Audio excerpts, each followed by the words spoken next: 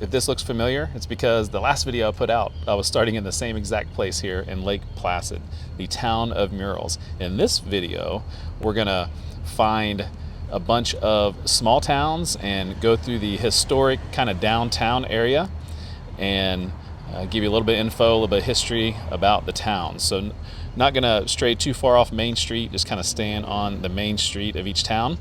Usually I kind of keep it under 5,000 people with these videos, but this one's going to be a little bit bigger. Some of these towns in Florida have populations that kind of grow every direction from the town, so a little bit bigger in a couple of the towns, but Lake Placid fits into that description with less than 5,000 people. So let's get started here in Lake Placid and see what other interesting historic downtowns we can find.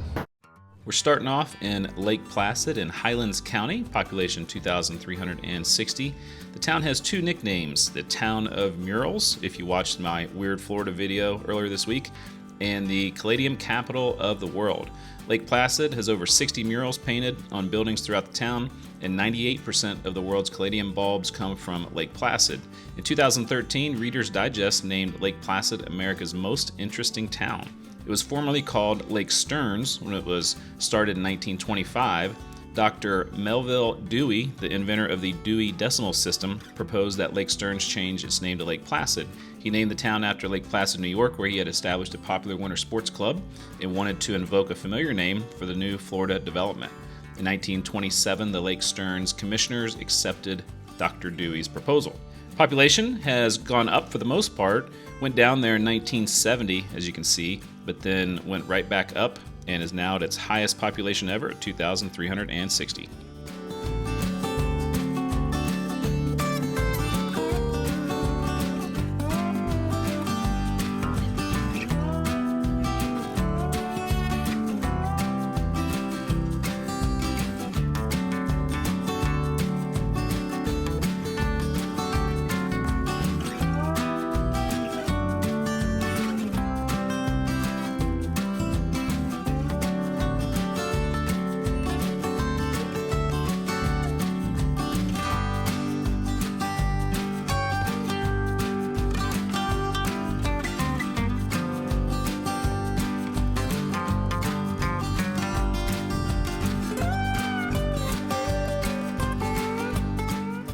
We're now over to Frostproof in Polk County, population 2,877.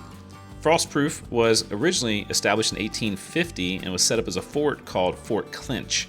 The fort was named after the local Lake Clinch, which was in turn named after the Seminole War commander Duncan Clinch. Settlement was abandoned only a few months later. By 1880, Frostproof began to see its first permanent settlers as homesteaders who were attracted to the abundant hunting in the area. The name Frostproof was a marketing ploy to convince potential landowners that the town had never had and never would have a frost that could destroy the large citrus-driven economy. However, only a couple years later, during the Great Freeze of 1895, killed most of the citrus in Frostproof. Prior to being named Frostproof, the town was named Keystone City. However, after being confused regularly with Keystone Heights in northern Florida, Frostproof was chosen. W.H. Overrocker applied for the first post office here in 1892 with the name of Keystone City. Postal authorities disallowed it because there was already that Keystone Heights in Florida. Joseph Carson suggested Frostproof as a substitute, but Overrocker instead chose the name of Lakemont. Carson volunteered to deliver the application to the post office in Fort Meade, and on the way, he changed the name from Lakemont to Frostproof, which was approved. Overrocker, to his surprise, was appointed the postmaster of Frostproof. Frostproof received its first rail service in 1912. You can see the population has been pretty steady through the years. Really since like 1960, it hasn't gone up or down very much. It peaked in 1980, but has been basically just under 3,000 for several decades.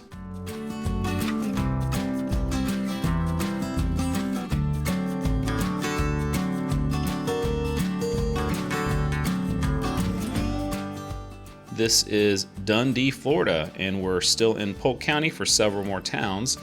Dundee has a population of 5,235. It was named after Dundee, Scotland. It was first settled in 1911 when the railroad was built through this area. Post office was opened in 1912 and the town was incorporated in 1925.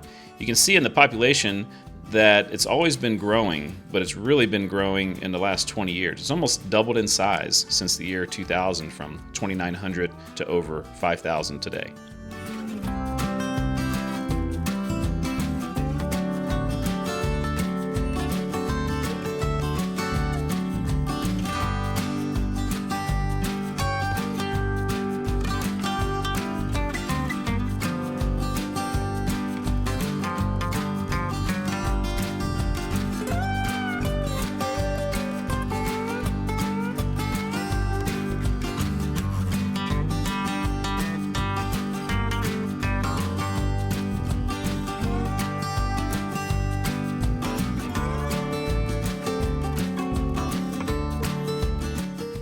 Lake Hamilton is in Polk County as well and has a population of 1,537. This is going to be our smallest town of the day.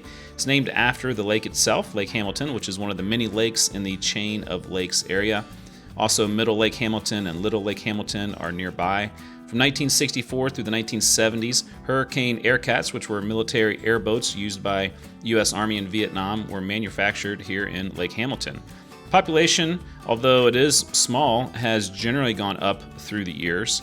It peaked actually in 1980 at 1,552, but the latest census is just 15 less than that.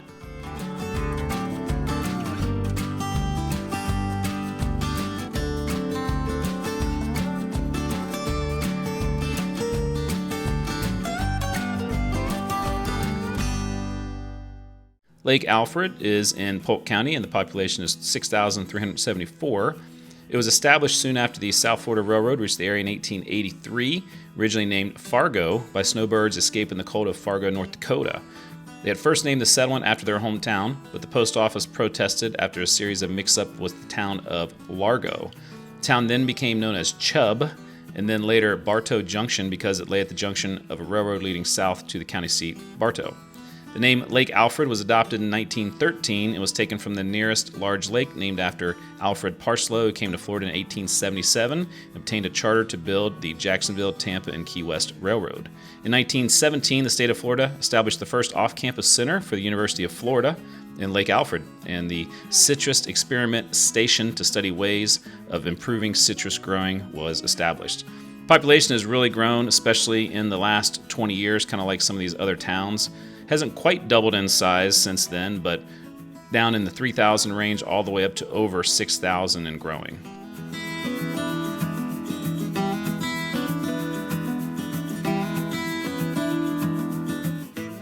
Continuing through Polk County, this is Eagle Lake, population 3,008. Began around 1880 as a settlement when John Bingham purchased 160 acres on a knoll between the areas now known as Eagle Lake, Crystal Lake, and Spirit Lake. He named the lake on which his original cabin was constructed Eagle Lake because of a nesting in a nearby pine tree. About the same time in 1882, Louisa McLeod purchased 115 acres in the area to the east. As the land was sold, the city began to take shape and was laid out in 1887. Earlier on in the town, it included a brickyard, a turpentine mill, 2 citrus packing houses that were both lost in the 1940s. During the 50s and into the 60s, the city was host to a wooden bathing house with dressing rooms, long wooden covered dock, dance hall, picnic facilities, and a diving platform. Just like some of these other towns, population has consistently grown through the years, not as significantly in the last couple censuses, but it has gone up to 3,000 for the first time in its town's history.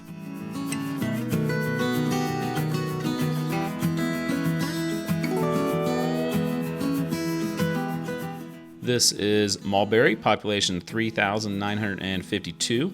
First settlers appeared in this area in the 1840s, and the first industry was logging the longleaf yellow pine which dominated the area. The town had no official name, but the railroad which came through stopped at a mulberry tree to let off passengers and drop off the mail. The old mulberry tree became the de facto meeting place in town and eventually gave the town its name. Several hangings actually took place from that mulberry tree as well. In 1886, phosphate rock was discovered and the dominant logging industry gave way to mining operations. The phosphate industry gave the town stability, leading to the incorporation of Mulberry in 1901. Population, once again, steadily going up, went down there a little after the Great Depression, 1930-1940, but then ever since has gone up, and it's at the highest population it's ever had, 3,952.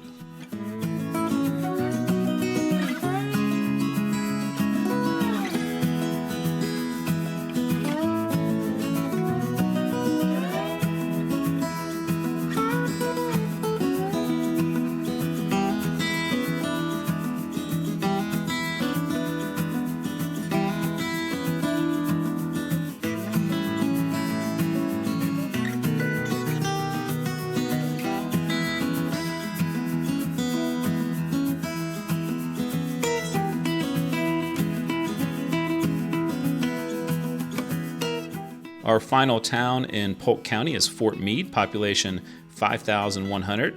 The city was named for George Meade, at the time an Army lieutenant serving in Florida following the Second Seminole War. Fort Meade is the oldest town in Polk County, dating back to 1849, when it was established along a new military road.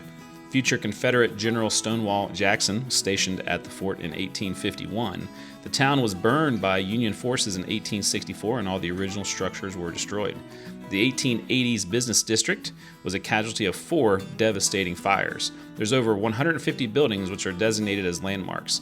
In the 1890s, Fort Meade Street Railway operated a horse-drawn service in town. There's over 300 homes in Fort Meade on the National Register of Historic Places. The population is generally leveled off here, as it peaked in the year 2000 and actually back in 1980 had over 5,500, and actually went down quite a bit in the last census to 5,100.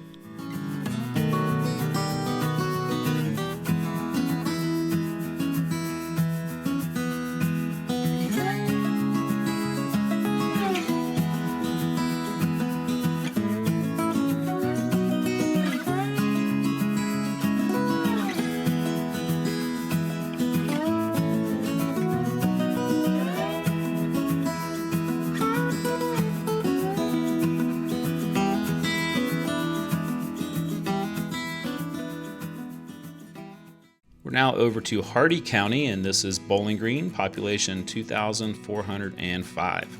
One of the first settlers in the vicinity, A.M. Chester of Bowling Green, Kentucky, established a homestead in 1883, thus named the area Bowling Green. In 1886, he gave 40 acres to the Florida Southern Railway. As the town began to develop, the industries of citrus farming and phosphate mining took hold within the town.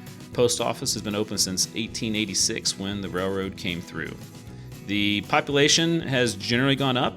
It peaked in the year 2010 at 2,900 and dropped off, just like Fort Meade, dropped off in the last census here down to 2,405.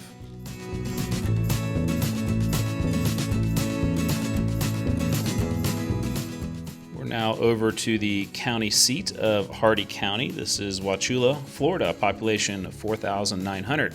It's been called the cucumber capital of the world, although citrus has become a more important agricultural crop over the past few decades. Home to the downtown historic district here, as you can see. 2004, Hurricane Charlie hit town, causing more than $750 million in damage. The entire area had either no running water or contaminated water for at least a week. The area was declared a federal disaster area after 85% of its buildings were either damaged or destroyed. Population has generally gone up. So just like the last couple of towns, how it kind of peaked in 2010, went down slightly in 2020 down to 4,900. I think as the county seat, the population probably is pretty stable.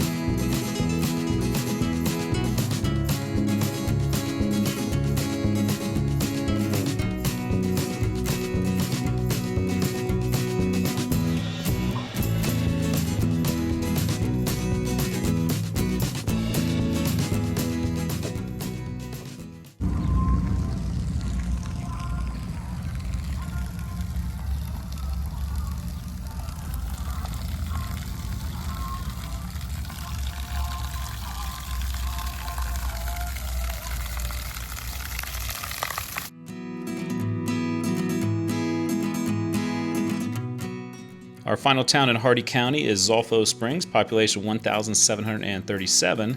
The town got its unusual name in the early 1800s when a crew of miners from Spain and Italy looking for phosphate were sailing along the Peace River and came upon the spring, noting it had a strong sulfuric smell. Because of this, the Italians decided to call the area Zolfo, which means sulfur in Italian. Early prosperity in the area was due to its location along the Florida Cracker Trail, a cattle trail from Bradenton to Fort Pierce. Cattle herded from this area as early as 1850. 1886, transportation improved when the Florida Southern Railroad was built through town. Post office was established that same year. The railroad was removed in the early 1980s. It was just named Zolfo in 1889, and then the Zolfo Springs was added in 1909. Population pretty steady for the last few decades. It's been over 1,000 since 1970 and was the highest in 2010, now down to 1,737.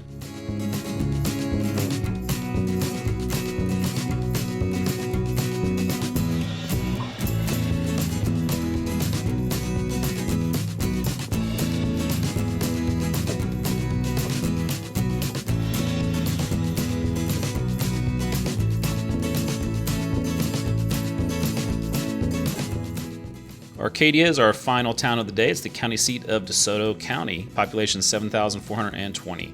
Reverend James Henry named the town in honor of Arcadia Albritton, daughter of pioneer settlers. She baked him a cake for his birthday, and he appreciated it so much he named the town after her. In 1886, the Florida Southern Railway was built through Arcadia.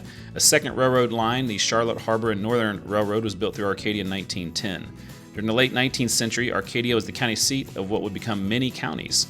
In 1921, legislation called for Arcadia to remain the county seat of DeSoto County and resulted in the creation of the present-day counties of Charlotte, Hardee, Glades, and Highlands. The main street here, Oak Street, in Arcadia is on the National Register of Historic Places. The Hurricane Charlie in 2004 and Hurricane Irma in 2017 both did damage to the town. The population is at its second highest mark at 7,420, was a little bit higher in 2010.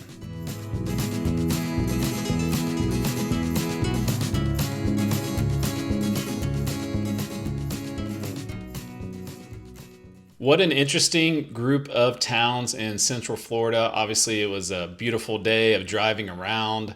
Always nice to go down there, some nice sunshiny weather and some very historic places. Did you keep track of your favorite towns?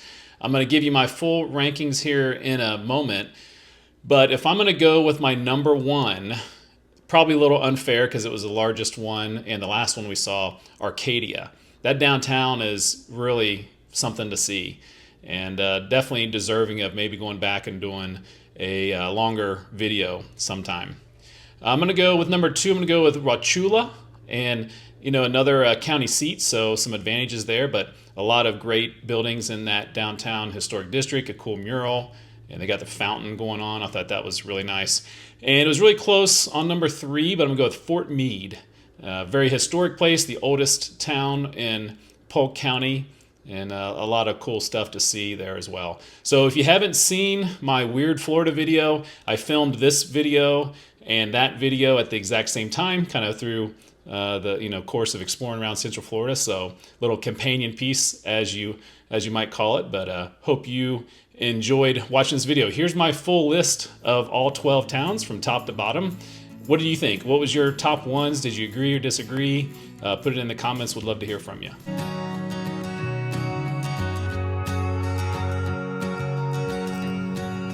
Now that you made it to the end of that video, let me tell you about some of the extras on the channel.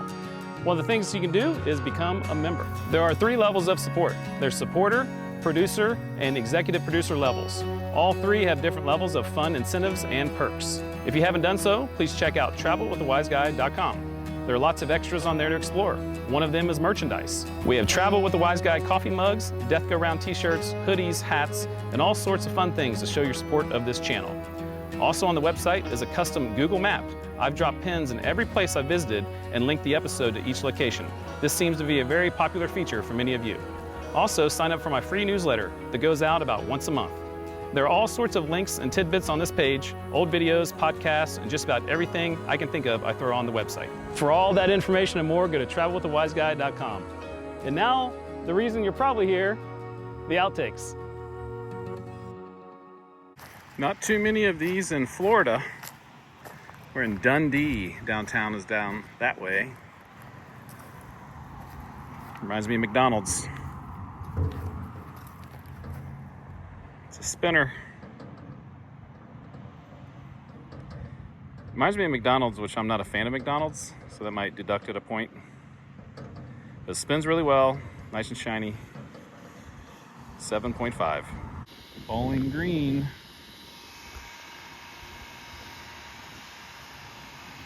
It reminds me of the San Diego Chargers. Kent State Golden Flash is where I went to college. That's our school colors. It's a very good death go round. Got some chips out here in case you fall down. Yeah, very nice. I'm gonna give it a 7.8. Our last town of the day, Zolfo Springs, which would also be at the end of the alphabet if we went alphabetically. Green and red and yellow. Looks heavy. Pretty heavy. Spins pretty good. It's just an overall solid one. It's kind of high. It's got a little bit of ways to fall. We're gonna give it 7.7.